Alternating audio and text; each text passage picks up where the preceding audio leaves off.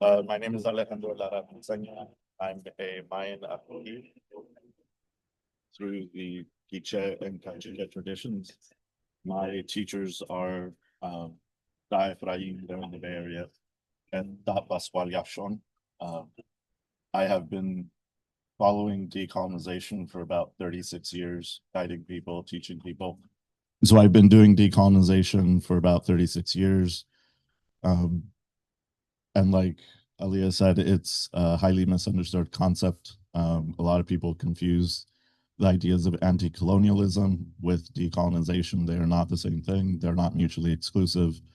But again, the reason why I'm speaking here is because I'm a Mayan Achkich, and Achkich is a particular type of healer in the Mayan tradition. It's not the same as curanderos. It's something beyond that. But you'd have to be in our spaces to understand exactly what Nachkik is.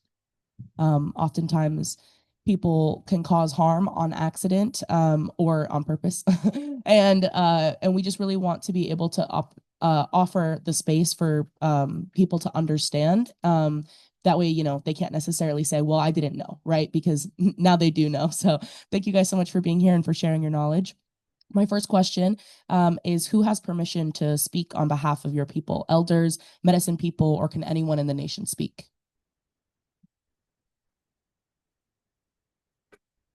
So this subject, I should also clarify a little bit. Um, so I'm from Tlaquepaque, Jalisco. So my people are actually Nahuatl. It is through the Mayan elders that are up in the Bay Area that I've come into these ways partially. Some of my elders are Chichimeca. So a lot of the lessons I've learned about this have to do with sacred spaces. It isn't about political spaces because we're where I was involved was primarily the sacred spaces, and in those spaces, the only ones who have permission to speak are primarily tribal elders. And being old does not make you an elder. Elders are people who carry the people's sacred knowledge, their traditions. They are the living libraries because our ways are oral; they are not written down. Uh, and the other one are medicine people. So if either of those are not present, then you're in sacred spaces, you tend to always have a medicine person. Um, but again, it varies tribe to tribe exactly the details of what this would look like. But ultimately, the ones who've earned the right to speak are the tribal elders and the medicine people. And when they're present, what you end up doing is, even myself, I'm very young. So I'm in my 40s. If there's a tribal elder, I don't speak, even though I am a medicine man. And if there's a tribal elder who is also a medicine man, I also don't speak because we don't know how long they're going to be around. And their lessons are what we're in those spaces for. So we're there to just listen. And it does require you to humble yourself a lot because in colonial practices, we've been indoctrinated to always be speaking out. And even in the activist spaces where people are talking about like you don't try to occupy too much space. You speak up and you step back. In these spaces, it none of that matters. It's just shut up, sit down, and listen to these elders. And I've seen a lot of ceremonial spaces where after the ceremony's done, I'll see people start wandering around, and I may just be a little bit different than others. I'm very intense about these ways because of our responsibility for protecting them and preserving our knowledge. What I end up doing is I find whoever the elders are and I'll just sit down and not say a word and just sit next to them. And then they'll just start talking because oftentimes people aren't listening to them. And also, if somebody isn't there to listen to them, then their stories get lost. How do you define land back in your own words or in the worldview of your people? The issue of how our people describe it, actually, this kind of goes in part to the different names people hear for these lands. Um, so with the Maya, they call their lands Ishimelu, which basically it's like the land of the corn. With the Mexica, it was Anahuac. Um, I think it's the Anishinaabe who call their area like Turtle Island, but technically Turtle Island, from my understanding, was the entire planet, not just a continent. The notions of continents were foreign to us. Um, I'm only saying that because to highlight an aspect of land back, which is has to do with sovereignty and stewardship over the land. I actually don't know what the Chumash people call their land. Putas. Putas? You, I'm sorry. Putas, Mother Earth. Um, so it's very important for us to remember that the tribes are not homogenous. You'll never actually hear me call this Turtle Island. I do not call this Anawak. I do not call this Ishimalu. Um, and that's, I actually have to learn. I'm gonna have to write that down later and like hear the recording so I can remember these are the lands I live on right now. So when I'm thinking about land back as an individual who's a migrant, um, it has to do with stewardship and sovereignty. Right now, the lands are governed through coloniality. So that means a board that is chosen through the colonial like democratic system, which is itself a butchering of like indigenous teachings from tribes on the East Coast. Um, that is a system of governance here that does not permit the Chumash people to be the stewards of the land. I think it scares a lot of people because they think land back means we're going to treat them the way they treated us, that we're going to expel them. I don't personally see land back that way. I don't believe the local tribes or any tribes I've ever run across would define land back as expelling people, but I have actually run into some groups who define land back as, and these are not tribal nations, these are kind of like political activist groups who argue that land back means expelling colonizers. But the reality of where we're at right now is it's not just indigenous people, it's not just colonizers. It's also a lot of people who are refugees from global wars. Our friends and relatives, the Palestinian people here, they're not colonizers. The African people here are not colonizers. The Chinese people are not colonizers. The Japanese are not colonizers. That's not how they arrived here. Does that mean that other people from other identities cannot be colonizers? No, they can. They can come here and replicate all these systems of coloniality, the ownership of the land. So whether we like it or not, if we're paying rent, if we're buying title, we are reinforcing these colonial systems of governance, their notions of ownership, and that really stands against the notion of land back. So we're having to look at notions of anti-coloniality versus decoloniality. Anti-colonialism would basically be ripping out their title over these lands and just shifting ownership to indigenous people from local tribes. Um, but decolonization actually goes far deeper than that. It's not just about getting a seat at the table. It's not about getting a representative of the Chumash or other tribes like the Mixtec or Zapotec, who are the biggest native tribes here, and the Nahuatl, um, who all migrated here. It's not about getting them all a seat at the table with the Board of Supervisors. Although that would be fantastic that these voices would finally be heard for Indigenous people. Um, it would be the Board of Supervisors acknowledging the stewardship of these lands by the Chumash and that they should be the ones dictating all of the future plans, like Genon and these corporations that are doing the power plants that are polluting, who want to do battery, like the electric battery power plants, storage. I'm forgetting the wording for that. All these decisions are being made without the conversations with the Chumash people or any of the other native people here. But myself as native, I also um, defer to the Chumash people on their lands. I cannot insist on my sovereignty because this isn't the lands where I came from, even though my ancestors probably walked these lands freely at some point in time over the last 50,000 years. But that doesn't mean that my people have a right to dictate anything on these lands. It'd be very nice, and I would hope that the Chumash would uh, listen to our voices as well.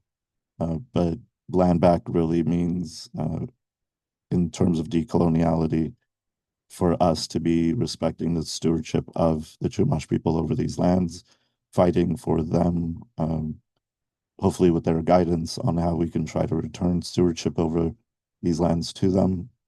Um, and then anti-colonialism is its own separate thing, which is, I think, what tends to scare most people, because the history of anti-colonialism is much larger than the history of decolonization. Decolonization is just something that's been around since, I mean, arguably it's been around since the beginning of colonialism. It was native tribes fighting to preserve their indigenous traditions and their knowledge. Um, the ideology of decolonization that was articulated by academia in the late 80s, early 90s was born out of an analysis of the Maya people, uh, the Arabic people in North Africa and their struggles, the people of Southeast Asia and their struggles against coloniality. Um, so what was being examined at the time was, a lot of people just wanted to overthrow the government, and then they were happy and they're like, okay, we were anti-colonial. But if the government you then put in power is just reproducing systems of extraction, then you're not anti-colonial. You're actually neo-colonial. Um, and that basically also, it's something in our activist spaces that I struggle with a lot with different communities. Um, whether it's our friends on the left, anarchists and Marxists, and they also tend to have a lot of fear around the term of land back, from my experience. When I begin to articulate what stewardship and sovereignty over the land means, because they're afraid that we're going to do the same thing that was done to all of us, that we're not going to have a voice, that we're not going to be able to speak. Um, but ultimately, it really does come back, in my opinion, to um, understanding our relation to the land right here. And that means our relationship to the Chumash people, our relationship to one another, and then also our relationship to all of the peoples who've been brought here by colonialism. Um, and hopefully we can all find a way to live in a much better system that is not this colonial system of destruction. Yeah. Thank you so much for all that information. I feel like that was a really in-depth understanding of land back, as well as a distinction between anti-colonial activism and decolonial activism. One of the questions that we got from one of our participants in the Zoom is land back and sovereignty enough? What about the reparations that the United States government owes the rest of the world? Land back is obviously not unique to the Americas. It's everywhere, wherever there's colonialism. As far as the global colonial system and the centers of power and what they owe, I've never actually stopped to try to imagine what nations would look like if the UK, France, Germany, the Dutch, the Italians, Spain, Portugal, the US, and anybody who was there in colonialism. I mean, yeah, they still hold all the wealth. Oh, you'd have to actually throw in the Catholic Church in with that. Uh, the evangelical churches as well. They're actually a massive operation right now that's been ongoing for decades south of the US with respect to colonialism. Uh, Even right now, if you go to like Baja, um, you'll find communities throughout where the evangelical churches show up, and they have a lot of wealth because, I mean, that's who they are. And they start buying up a lot of the land, and then they turn to the local people and they tell them, here's a free house, you just have to convert. And when my family first actually came up here, that there was a particular church in the Conejo Valley that actually did approach my parents, and told them the very same thing. We have a job for you. We have a home for you. We have a car for you. You just have to come to mass. And my parents were raised Catholic, so they didn't want to change. But I myself am not part of any of those colonial religions. So it's still something that I do kind of reflect on. What will reparations look like? It actually, I think it goes back to each individual in terms of decolonialism. That's actually how my own path of decolonization started at the age of 12, because I was being raised within the Catholic Church, and um, I was an acolyte, like a altar boy, um, and there was a moment where after the death of my father, we had switched to a larger Catholic parish, and at one point, um, the Catholic Church actually bought out Magic Mountain. And for an entire day, the only people that were there were the priests, the staff that worked at the churches, the altar boys and their families. So there I was amongst a few hundred people in Magic Mountain. Like, yeah, that was really fun. But then I looked around and I was like, this is really empty. This isn't normal. And then I thought, wait, where did they get the money to do this? And where they got it was everybody that was going to mass giving their tithing on Sundays. That's where the money went. And I had that moment of clarification, or like clarity, sorry, not clarification, clarity, where I saw the hypocrisy and the lies. So to me, the path of really began at that moment where I was examining reparations, um, in a very small way, that was just connected to my own like fun, and that I did not feel it was appropriate. So what that begins to look like for all these organizations, for all these individuals who hold a lot of the power and the money, it's not just the countries, it's the oligarchs who are behind the countries. Uh, and yeah, that's feel free to begin to dream what that looks like. I have no idea. I hope it's not bloody and I hope it's not a war, but I hope there's a way that the people can do it. Um, there is like a brief thing that I've begun seeing. One community was beginning to attach um, kind of people trying, or like landowners trying to raise rents and tying that to base living wage adjustments. So just like tiny little steps I know that can be taken by communities where you begin to tax the wealthy in ways that they would not actually be thinking about. I thought it was pretty ingenious that the community, I think it was in Arizona maybe, that came up with that way of trying to restrict raising rents by tying it to living wages.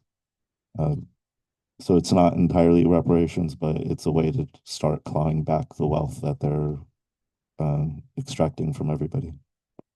This is something that is very important to our community right now as we're experiencing a lot of ICE raids and kidnappings happening around not just Ventura County, although there has been 1,000 families in Ventura County that have been kidnapped and affected, but also, of course, all around the globe. You know what I mean? Like imperialism and the issue with immigration, they go hand in hand. They're not two different beasts. Like we're looking at the same monster, even though they might wear a different mask or a different badge.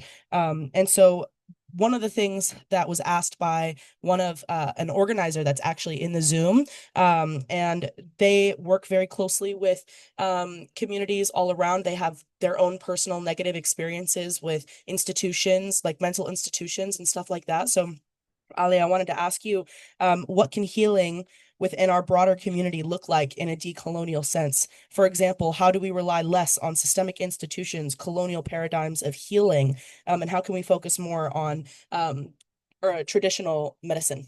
Thank you. So first, it's a very difficult thing for a lot of activists. A lot of individuals who are indoctrinated grew up within the Western system. It's often offered, particularly the rapid response networks, different groups that are trying to help the migrant communities. They end up beginning to offer help for people's trauma through what they call the mental health assistance. And that basically means the colonial practices of psychology, psychiatry, their systems of mental health are foreign to us. These are very young systems that are firmly rooted in racism, misogyny. Uh,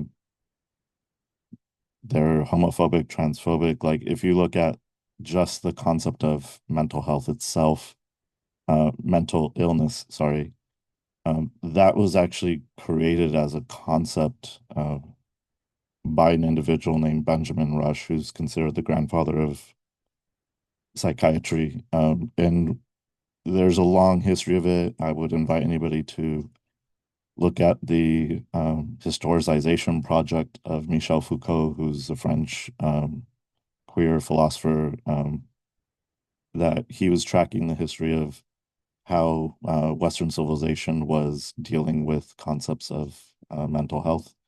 So just look him up. He has tremendous writings on the subject, but uh, stepping aside and focusing more on our ways, we don't perceive the concept of mental illness really as something that exists. And this is going to sound really weird to a lot of folks because of the level of indoctrination that has happened. A lot of people really stick to the pathologies that were given to them by Western civilization. ADD, ADHD, neurodivergent are kind of like newer concepts. But ultimately, in the indigenous ways, every individual, we don't see abnormality. So to begin to describe somebody as being mentally ill is to already to begin to dehumanize them and to create a category of them being not normal. But that doesn't exist with indigenous ways. And I know that's actually very difficult for a lot of indigenous healers that I've run into because they've been colonized. I mean, it's 500 years where we've been subjected to other people's systems of knowledge. Um, Psychology, psychiatry are barely like 200 years old. Um, they don't really have a place for the spirit.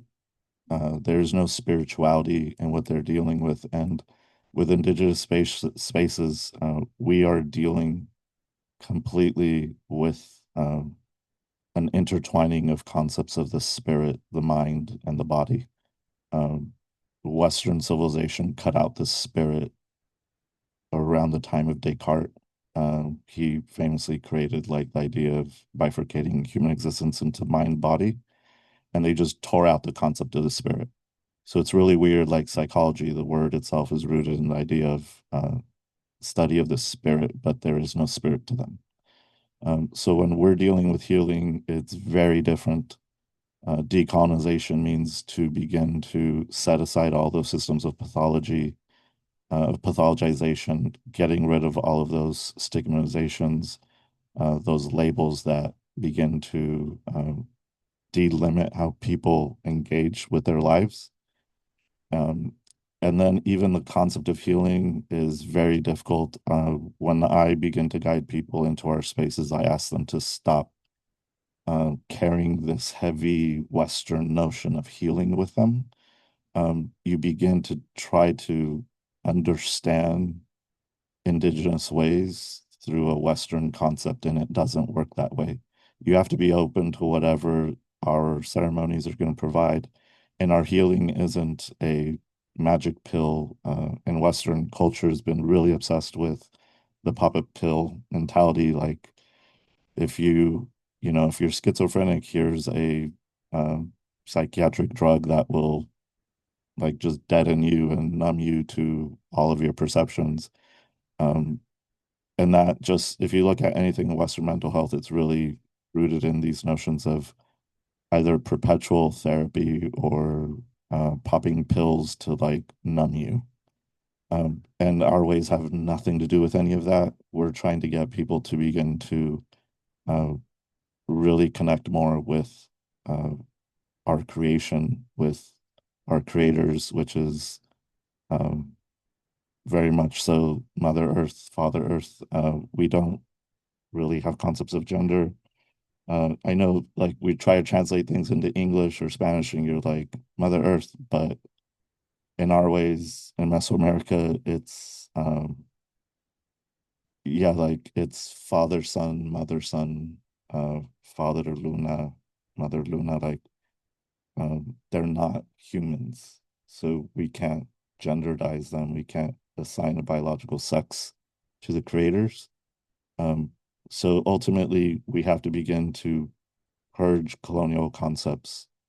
Um, that is what decolonization actually is. It's your personal path in life about how you're decentering Western civ, recentering indigenous ways, beginning to see the world how we see it, and then beginning to connect with the earth, with the sun, with these natural cycles. The calendars that the West follows are unnatural. Um, like, I don't know why anybody really wants to keep following the Gregorian calendar. All of their systems of time, their clocks, everything just runs backwards. It's not synced at all with the cycles of nature. And in Mesoamerica, we were really obsessed with calendars, and the Maya created calendars that are thousands and thousands of years old, far beyond like the long count is 5,000 plus years. But it was the 12th count. And as people know, you don't begin counting with the number 11, 12, you start counting at zero. So if you think that was the 12th count, that was 5,125 years. Well, what's 12 times 5? That's 60,000. That means the Maya people have been counting for 60,000 years. Um, they have cycles that we've been observing. They share their ways with other tribes in Mesoamerica. But ultimately, this notion of mental illness and mental health and what we are doing in our activist spaces is very difficult. It's very challenging. Decolonization is the hardest thing you can ever do in your life. Um, and that doesn't mean you don't do anti-colonialism. Like, by all means, seriously fight anti-colonial. Um, that anti-colonial fight is very important because we can't just leave them in power. But at the same time, we have to change how we're living our lives and how we're taking steps. And that really is what our healing is learning to walk our way, not walk their way, not see time, space, um, through their eyes. It's seeing it through our eyes and beginning to remove all of their systems. The question was, what would a fully re-indigenized anti-colonial land feel like, sound like, and look like in daily life? For example, daily governance, teaching models for future generations, an economy, etc. Uh, so first, in the half moon ceremonies that the NAC, the Native American Church, practices, it's not a church, it's just a legal name that they have to use. But in the half moon ceremonies, there's something that I've heard Leonard Crow Dog, he's a Lakota chief medicine man, who shares this often, at least when I've been around, I've heard him. Um, so he goes around the globe doing sundown ceremonies. And oftentimes, particularly in Europe, uh, elsewhere, they ask him if he lives in teepees. He really hates that question because he has to tell them, we no longer live in teepees. We live in a house. I have a fireplace. I have a car. I have electricity, I have running water, like I have all these things. One is just the reality of where we live versus um, a romanticization of the past. I don't know if we could ever really get back to where we were, but um, reimagining a new world. There was a brief moment in time when COVID hit where global industry was grinding to a halt. Um, so I would invite all of you to right now imagine not hearing the engines of the cars going by, not hearing the tires grip the asphalt, not hearing the planes hovering over. Um, and in our native ceremonies, it's really frustrating because, yeah, you can hear. It's very hard to get a space that's away from a road. So you're hearing all of this modern civilization. Um, but it's really convenient for a lot of folks, but convenience isn't that important. So imagining a world without all of that would be very distinct. All of their systems of knowledge would just not exist. We would have our systems of knowledge, our ways of seeing natural cycles,